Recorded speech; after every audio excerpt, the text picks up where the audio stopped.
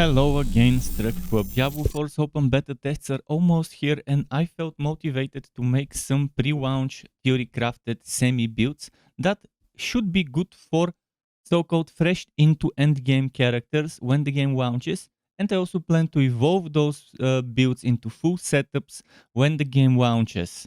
I also want to keep them updated when we get rebalance updates and patches, and make 2.0 and so on versions of those setups.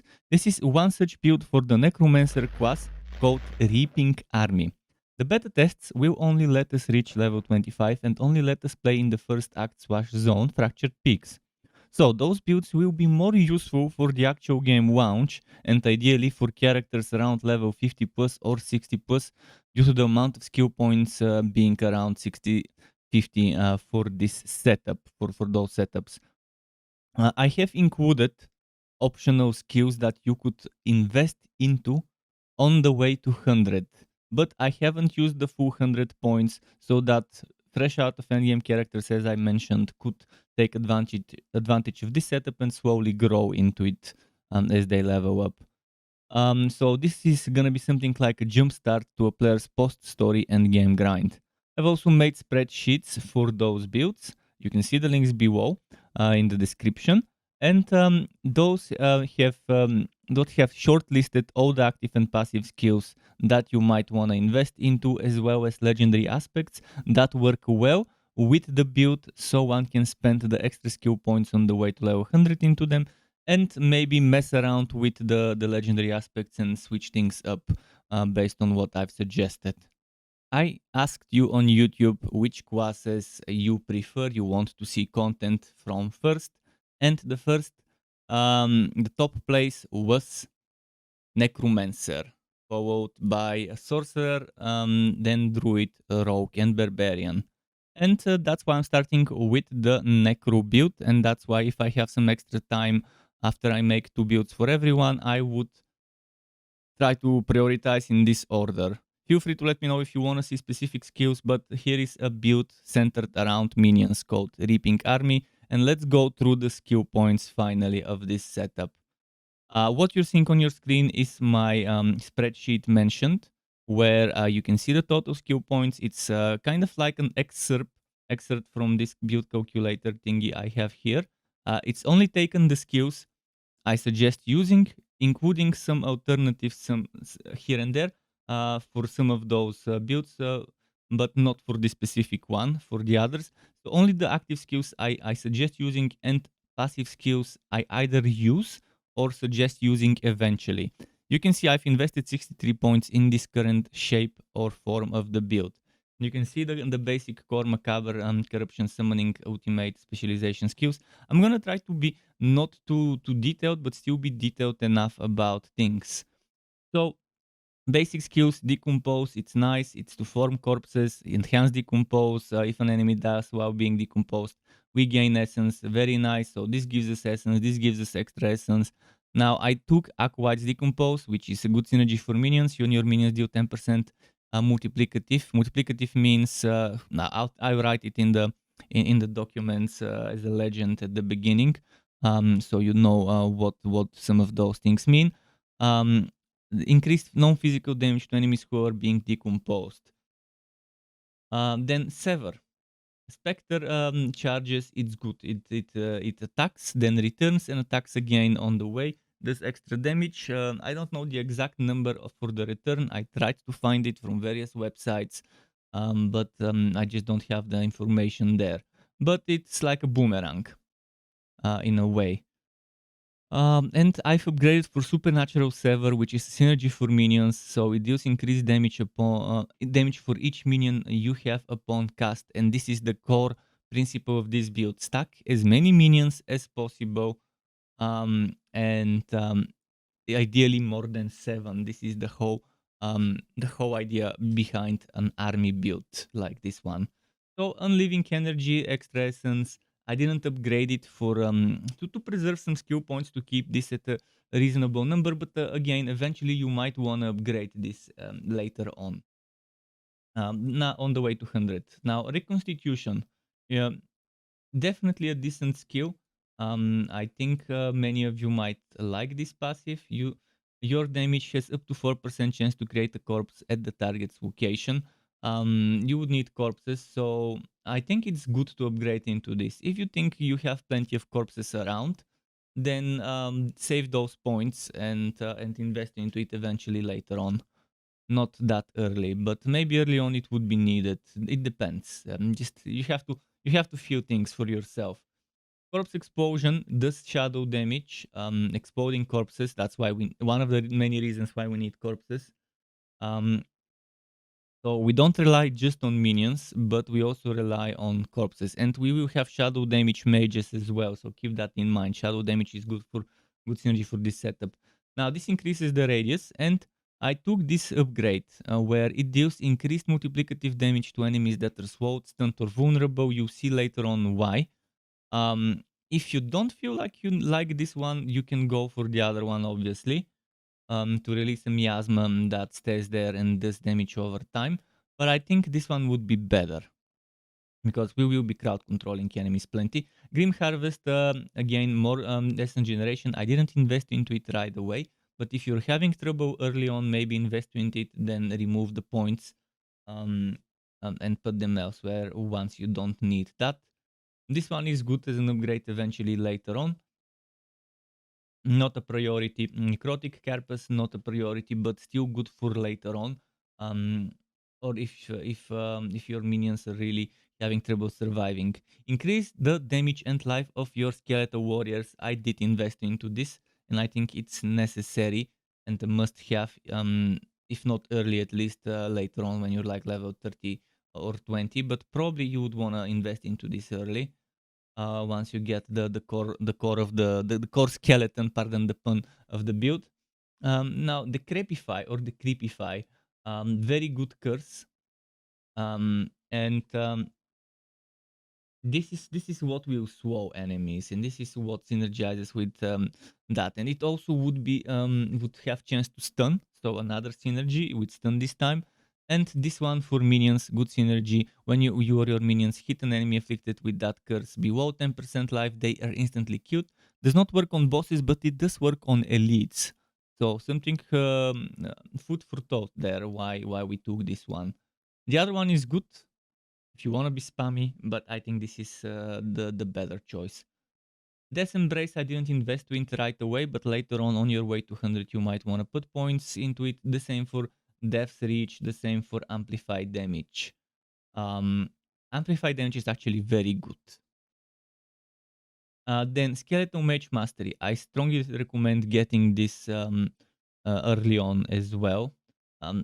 The skeletal mages are squishy. This makes them squishy, less squishy, and it makes them more damage as well. So better damage, better HP. What more could you want for your ranged squishy mages? Now, Corpse Tendrils is a lovely skill that stuns. Not chance to stun, but straight up stuns, and for a lovely 3 seconds. Enemies who are in the range are also slowed before being pulled in. So it pulls them in, groups them up nicely for a corpse explosion. So pull them into a corpse, explode the corpse, enjoy the combo, the wombo combo. Abhorrent Corpse Tendrils, I didn't take this, but it's definitely a good choice. But I'd rather take Horrid Corpse Tendrils. Enemies stunned by Corpse Tendrils take multiplicative more damage from Corpse Explosion. And this is what I was talking about. This is the wombo combo of this game. Suki Suki, boom. That's the combo. So Reaper's Pursuit, lovely passive. I do recommend investing into it. And here, instead of crippling darkness, by the way, darkness skills most likely means shadow skills, shadow damage skills. So I'm assuming it would mean corpse explosion, which is darkness damage, shadow damage. Also the dark mages, the shadow mages. So gloom is what I took, and terror is what I took. It's lovely synergy, lovely synergy for the setup. Then Army of the Dead, centerpiece alongside Strength in Numbers. Army of the Death pretty much calls forth a bunch of undead, and they explode near enemies. For the next 7 seconds, it keeps calling them, and they explode near enemies. It's a long cooldown, 90 seconds, unfortunately. but I've built around this, so this is the setup. Prime Army of the Dead, when when the skeletons explode, they have 15% chance to leave behind the corpse. And then Supreme Army of the Dead, also raising your skeletal warriors and skeletal mages. So if you weren't at max, it will raise them. Now, this is a good passive for later on, but we won't be using Memento Mori because we're not sacrificing skeletal warriors and skeletal mages. But this one is good because you would have a lot of active minions, so you would be benefiting greatly from this damage reduction. And I think it's good. It's lovely. But look at that. It says reduced by 2% for each active minion. Does that mean the 6% gets reduced by 2%, or does that mean that there's another 2% reduction on top of that for each two? Because if that's the case, if it's another 2% for each active minion, it's good. If it's removing for each active minion, then that's more of a single minion build, and that's not for us then. Okay, Hellbent Commander, I've invested into. It's lovely, no need to tell you why. I mean, they do extra damage when they're near you, so good minions, good boys do more damage when they're listening. Now, Inspiring Command, it's good for later on, not right away. Bonded in Essence, lovely bonuses for survivability of your minions. Of course, you have to have good resistances for this to be good in the first place, but I'm assuming you would have good resistances with your gear so that the minions can benefit from it. This one is also nice. So later on, consider investing into this one. Golem Mastery, not urgently needed, but if it dies a lot, level up those points here early if your Golem dies a lot, because you need it to taunt enemies to keep them away from you. And the specialization, strength in numbers, another centerpiece. While you have at least 7 minions, they gain 20% attack speed. A little bit disappointing that it's only attack speed and not damage or survivability bonuses. So maybe they would rework this to not be just attack speed, because I think it's extremely underwhelming to only give them attack speed, even if it's 20%, even if it's not multiplicative, but additive. Now, here's some notes about the Book of the Dead before we move on to legendary powers. First of all, how does the Book of the Dead work? You have 3 types of undead you can have at the same time: warriors, mages, and the golem. And each of them has 3 different subtypes. So there's skirmishers, defenders, and reapers. Mages for shadow, coat, and bone. Golems for bone, blood, and iron. And you pick one of those 3 subtypes, and then you pick one of the 2 upgrades for each of them. I've decided to go Skeletal Reapers with the upgrade you would see. I'm saying here it's a good synergy upgrade 1, but 2 seems fun. And yes, I do agree there with that. I actually wrote that. There's no need to agree.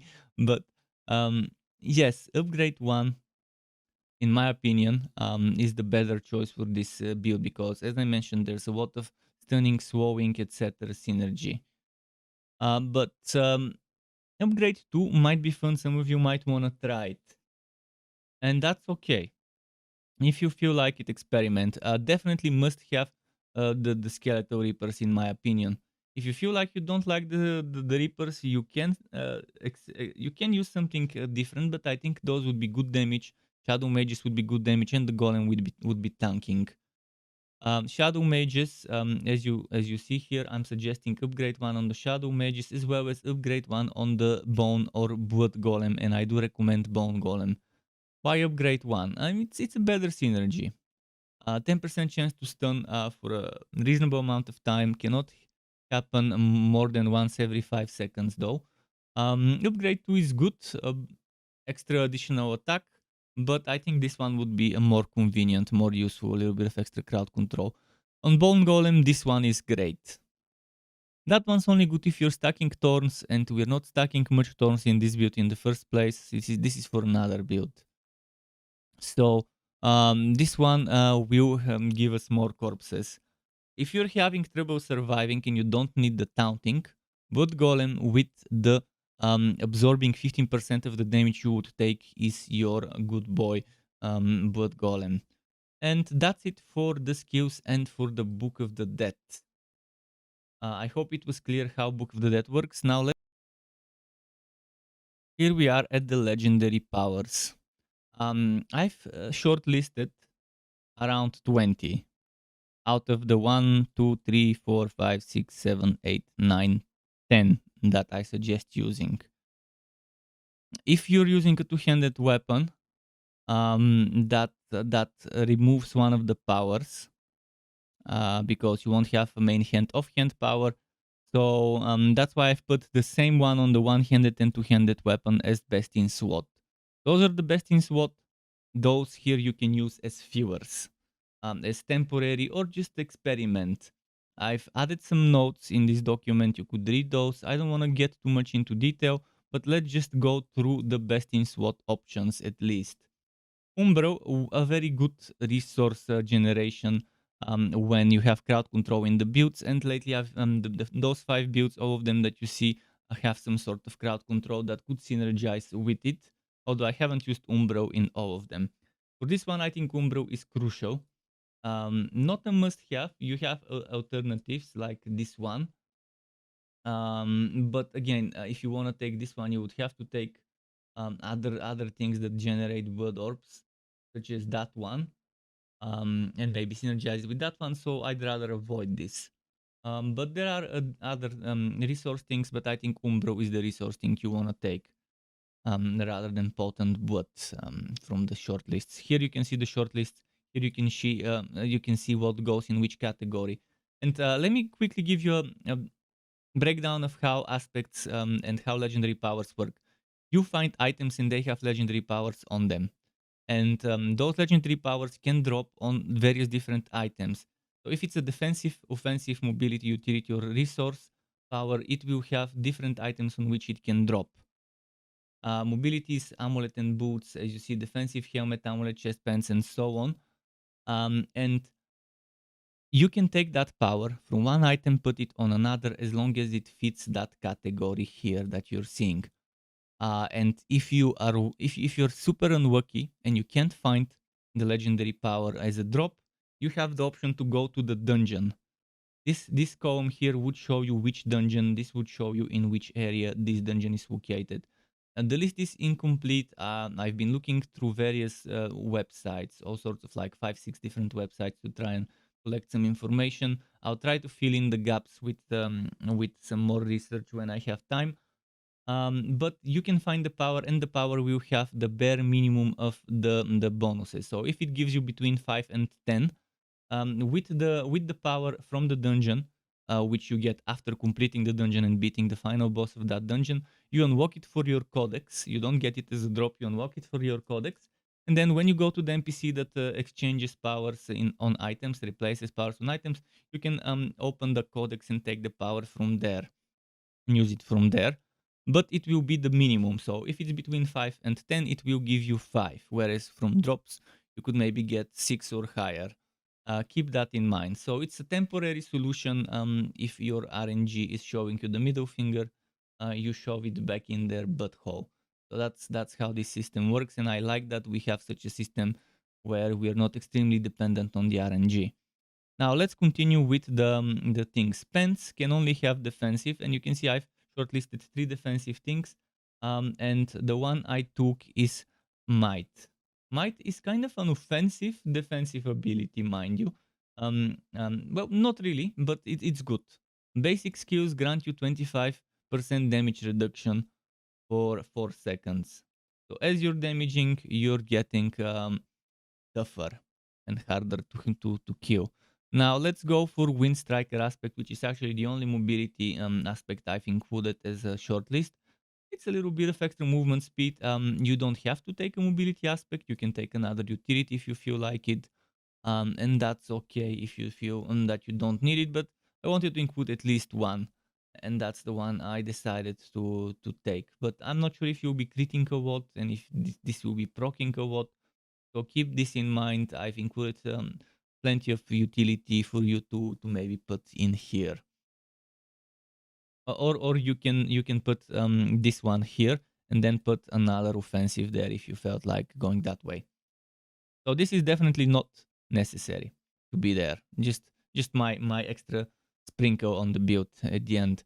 Let's go through the utility ones. Grasping Veins, Fast Blood, and Shared Misery. Shared Misery is amazing for all sorts of crowd control builds, whether it's stun, slow, and whatever. This is it. Wookie Strike. When you hit a crowd controlled enemy, there's 30% chance that crowd control spreads to another unaffected nearby enemy. And this is great, especially for sucky builds where you have Corpse Tendrils and then you have Corpse Explosion, AoE. You have curses like Decrepify and so on. It's just a good all-around setup that synergizes well with Shared Misery. That's why I put it here for the 50% effectiveness. So that's a good thing to keep in mind. And Fast Blood and Grasping Veins. Grasping Veins is lovely. Enemies who are stunned against stun synergy by Corpse Tendrils are also made vulnerable for its duration. If they die while stunned, they have chance to leave behind a blood orb. As for the Fast Blood, again, good synergy. Those two combo well together. That's why I've included them. Blood orbs reduce your ultimate cooldowns by 0.5 to X seconds. So definitely something you shouldn't ignore. I put those as must-have personally. And this one is not a must-have, but I think you might want to experiment with it.